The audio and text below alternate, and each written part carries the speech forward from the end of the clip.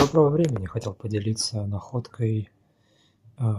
Есть ли в произведении Сахих Муслим, Муслим Аль-Хаджаджа 57 книг, включенных в него, включая введение, расположить по кругу гексаграмм китайской книги перемен, то мы получим удивительную находку, что в соответствующих отсеках этого круга темы книг будут совпадать с гексаграммами в соответствующих отсеках китайской книги перемен.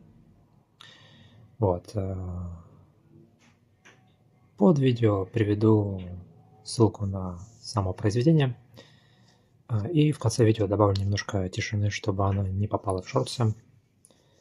Что делать с этой информацией? На усмотрение каждого. Я лишь как исследователь обнаружил, удивился, поделился. Спасибо за внимание, хорошего времени.